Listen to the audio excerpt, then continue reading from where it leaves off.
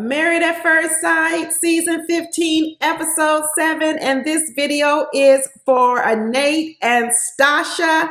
I do separate videos on all the other couples. At the end of this video, you can see a link and you can click on my other videos. Welcome new people, welcome back my faithful people who keep me going each week after week. But let's get into Nate and Stasha. Cue the music, y'all. Money, money, money, money. Money, money, money, money, money. I know I can't hold a tune, but y'all know what I'm getting at. Finally, we get a real boss person on here. Everybody else been throwing around the word. I'm not going to go too far back and trigger people on that Merla season when Merla was a boss and only had $40,000 in the bank. And I was like, really? This is the standard for being a boss woman with $40,000? Now we got the real deal with Stasha at $415,000 a year. She's a real boss lady. This is what I was talking about, a fake Louis versus real Louis. And now I told you that Stasha was going to be way ahead of Nate. And when you talk about the Merlin from years ago, now people, you have something to compare it to. So maybe now you can recognize the fake versus the real, because sometimes you don't know a fake when the fake is just the only one there. It's only till you put the fake right next to the real one, and then you go, oh yeah, I do see the difference now. Some of y'all couldn't see the difference, but I knew $40,000 in the bank. You do not qualify for being a boss woman with $40,000 in the bank. But anyway, I digress. I don't want to get nobody mad, because you know it's a lot of Merla fans out here. But anyway, Merla and Nate topping in at a $415 plus his around about $150. They had $500,000 a year, y'all. They are balling. And they're going to be doing big things. I really can't see it. But Nate don't know math, though. Nate does not know math. And Stasha's the accountant. I already knew Stasha's going to be the brains behind everything. And Nate's probably going to be wondering, well, what do I bring to the table? He says he's got talents. And what Stasha's saying is, you bring your sperm and you bring, put this baby in my belly. And that's what you're going to bring to the table. So him trying to hold out on having a baby. No, that's your best card, Nate. That baby is your best card. That young, active, 34-year-old sperm you got, that is worth hundreds of thousands of dollars. So you better play your best card, because if you're trying to wait to catch up with Stasha, she a Ferrari. Just when you think you gaining on her, she gonna take off. I used to have a fast car. I used to own a Porsche, and just when people thought they was gonna beat me in a little, you know, I didn't say I was street racing, y'all, but I'm just saying, just when they thought they was going to catch me, I popped that bad boy in the 6th gear and I opened up a wide lead. That's what I'm telling you. That's Stasha. Just when you think you might catch her, it's going to be a wide lead, Nate. So don't be trying to chase her on the money game. Do your thing, because it looks like you got a good salary yourself. Do your thing. Don't try to compete with her, but give her that baby and you'll be just fine. But Stasha got a lot of rules. No shoes in the house, you know, but then she was plopping down on his house with them shoes on. I did notice that. No shoes in the house. And she really going to be tested in this apartment with one sink. She's like, oh, I'm over here roughing it.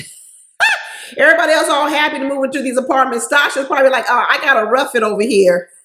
But Stasha might need to let off some of them rules. And she might need to add a few decorations to her house. It is nice, but she need to add a few decorations, put some pictures on the wall.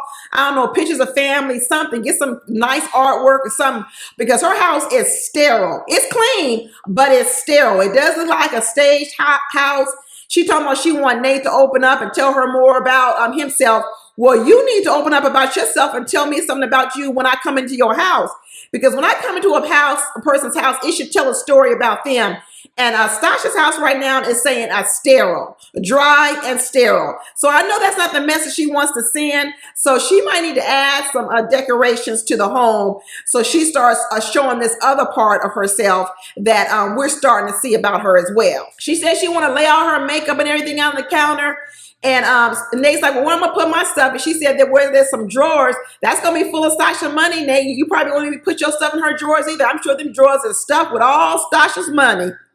Stasha said she got an eye on Nate. She trying to be a team player, but she got her eye on him. Stasha, how you being a team player? I want to know right now, Stasha, what type of accommodation have you made for Nate? What sort of sacrifice have you made for Nate? Because right now, all I hear are demands. I hear demands, do this, do that.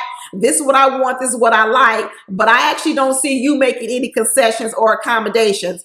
So until I see you making some accommodations, I'm going to say that you're not necessarily being a team player. You being the team captain. I don't know if you being a team player though, but Nate might want to stay out them numbers because he talking about, I don't know if this espresso machine is an investment for $700. It is an investment, or it's worth the money if you are spending buying fancy coffee every single day. And even when he was like, well, let's do the math, he put himself in a trick bag. I said, Nate, this is not the best argument because you about to prove her point. And Stasha is an accountant. She was like, you could double that price, add anything in there, and it still makes sense for me to buy this $700 coffee machine. Nate gonna have to up his game because he is not with no broke person. He's with a person who makes $500,000 a year, darn near, and so she can afford a $700 espresso machine. She absolutely can. I told you Nate was gonna get surprised. He's talking about he's with a diva. He said he wanted a diva, but he probably had never really seen one, and now he saw one. Like I told you before, a fake Louis versus real Louis. He thought he was real up there because he's doing well with his six-figure salary, but he didn't realize how much better off a lot of other people are doing. So now things are a little bit more in perspective to him. But what I like about it is that he is appreciating her for it. He's not intimidated by it. He's invigorated by it. And I like the way that he's reacting to Stasha. I think that was the problem looking back with Merla and Gil. When people felt that Gil was suppressing Merla, Nate isn't doing that to Stasha. He's actually spurring her on and saying, I want to join in. So I hope people aren't going to give Nate a hard time because you didn't like Gil when Gil was suppressing Merla. And now you have a person who wants to join in and create generational wealth and be this, sort of boss couple. I hope people now don't say that he's riding the coattails of Stasha, because then that means tell me you can't be happy with nothing. But Stasha was going through all his cabinets. She came across them glasses with that wine caked on the bottom. And Nate said on the after party that the last time he dated was 5 months ago because he cut off all women, Megan. He cut off all women 5 months ago when he found out he was going to be on the show. Maybe that's why Megan was crying, because he abruptly cut her off and said, girl, I can't be messing with you no more. I'm getting married. He said he ain't dated. He been single for 5 months, y'all. That's what he said. And the one thing about Nate, let me tell you, he has been transparent. He was on that after party and he was saying everything he thought. He did not hold back. All the couples keep saying about Nate and Stasha that they're the most stoic. They're the one that are most, I don't know, say it's abrupt, but whatever it is, but they don't care about nobody else. They only care about each other. Because you can see that Nate, he ain't necessarily trying to make friends with everybody. He really isn't. Nate is saying, you know what, I'm going to be transparent. I'm going to say what I want to say. And if it hurts your feelings or is not the nicest thing, he's saying it anyway. So when Stasha said that she was going to be holding men accountable and all this other kind of stuff, you know what, they may make a good pair, because one thing about Nate, he isn't running from accountability. Anytime she brings up an issue, anytime he talks about certain things, he is very accountable. Even on the after party, he was talking about that Justin needs to be held more accountable. So I'm not for sure that Stasha's accountability is going to be such a problem for Nate. In fact, he might even have the whole same sentence for himself. But Stasha's good. She could be a detective. She go into people's bathrooms and inspect. You might want to call her to inspect people's bathrooms to find out if they cheating or not.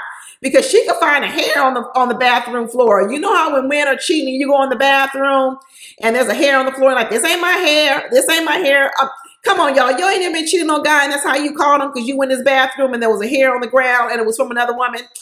Really? That ain't never happened to you? Is it just me? Because it sure did happen to me. And I was like, what? I'm out of here. This ain't my hair. But when Castor Cow showed up, and Stasha was smiling from ear to ear. He was like, I ain't never seen you smile like this, Stasha. She was like, really? I wasn't smiling before? He was like, no, you was not smiling like this before.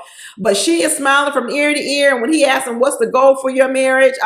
They was on the same page. They definitely on to this power couple thing. I hope it ain't going to be all business, y'all. I hope it's going to be some fun and some love and all this other stuff going on. I hope it won't be just all a business. I know that Nate knows how to have a good time. I just hope Stasha can also have have a good time and she learns the motto of work hard and play hard. I hope she doesn't consume too much of her life with working and that she knows how to play hard. Spend some of that money, Stasha, and have a good time. But even Pastor Cal had to get on there and say, don't be trying to wait to have no kids until you catch up with her for money.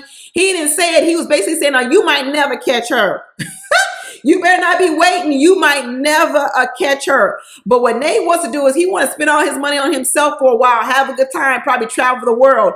He ain't ready to have kids yet. I know Nate ain't ready to have kids, so we're going to see who's going to win this battle because I can tell Nate really does want to wait a couple of years. He didn't think that when he got married, he'd be under this much pressure to have kids and so soon.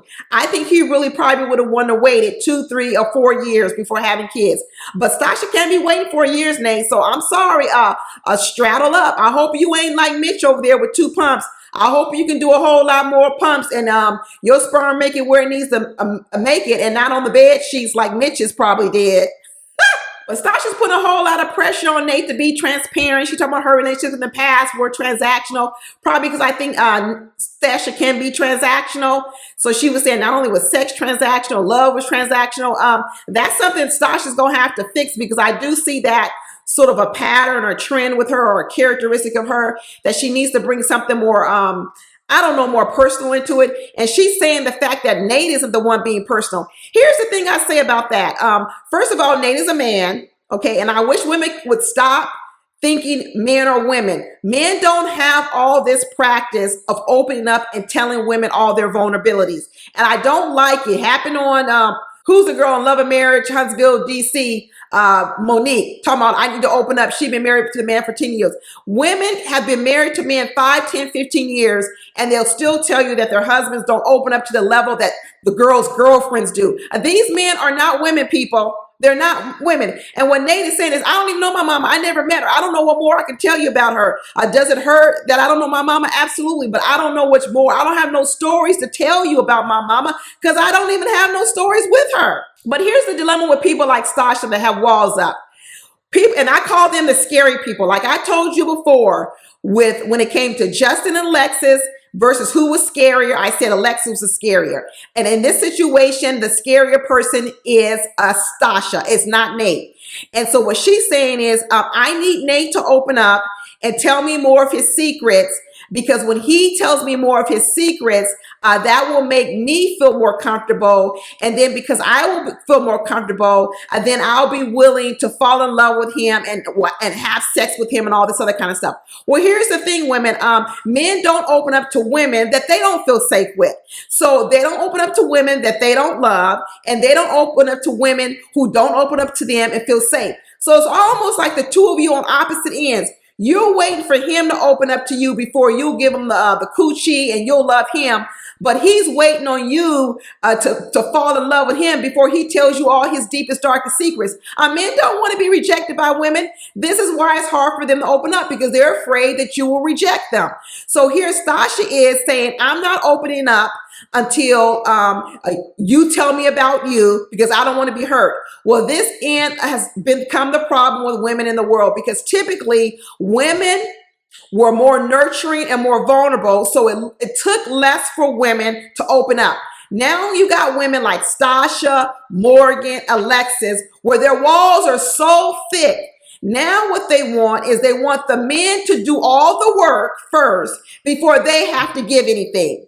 Okay, this is the problem. So they want to stay safe and secure behind their gated wall, their gated fence, and they tell the men, you need to do this, and this before I let down my walls. Where it used to be a time where women were vulnerable. They let down their walls easily. Now you're asking men who weren't that type, who weren't even made to be like that type, you're asking them to do it first. Here's Nate. They're going to have to meet in the middle. These two are going to have to meet in the middle, because Stasha's asking something from Nate, in which Nate has said, that's not my standard practice. And she's saying, well, I need to become your standard practice because that's what I need to fall in love. You both going to have to come to the middle. He may can tell you some stories, but Stasha cannot sit on the sidelines and say, you know what? I'm not coming into the game until I get everything I want. Like I told you, she's out here with a whole list of stuff she wants, but I want to hear something you giving, Stasha. I want to hear something that you are giving, not what you waiting on receiving. She said, how do I know you understand me if you don't give me the same story? This is the stuff you do with girlfriends. This is how girlfriend talks. When a girlfriend says, girl, I know what you mean because that happened to me, blah, blah, blah. That's how we talk to each other. A girlfriend tell us a story. Sometimes we say, oh, I understand what you're saying. It happened to me. That's not how men necessarily communicate. So now what Stash is asking me is, I want my man to communicate with me like my girlfriends communicate to me. He ain't a girlfriend. He's your husband. Stasha need to learn something about men. It doesn't mean that she wants her husband doesn't want her husband to progress in the emotional category, but she better be very careful about holding hostage her love and her sex, waiting for her to fall in love before she gives him what he needs. It's the same thing what happened to Miguel and Lindy. And one way we feel Miguel pressured Lindy to have sex sooner than later. But what Miguel was saying was, I need a physical connection before I open up my heart. Now, there's a middle ground to that. And Stasha cannot be out on the sideline saying, I'm not giving you any physical connection until you give me everything I want. That's a bad plan, Stasha. I sure hope she changes that plan. Because that's a bad plan, and the plan needs to be something more compromising and in the middle. They both need to be able to take a chance and come out on the ledge. Stasha doesn't get to keep just staying in her little cocoon, her little gated community where Nate takes all the risk. Stasha's got to take some risk, and so does Nate. That is where they need to be. But anyway, y'all, the money couple is rolling in money. And looks like they're going to be a power couple. And I will be surprised if these two broke up. I really would be surprised. I see them making it to the end because each of them has enough of what they want. And they figure that the stuff they don't have, they can work through it. So I'm still a go with these two. Anyway, what y'all think down in the comments? I said a lot in this video. What you think I said? Was I just talking or what? Anyway, talk to you later. Bye.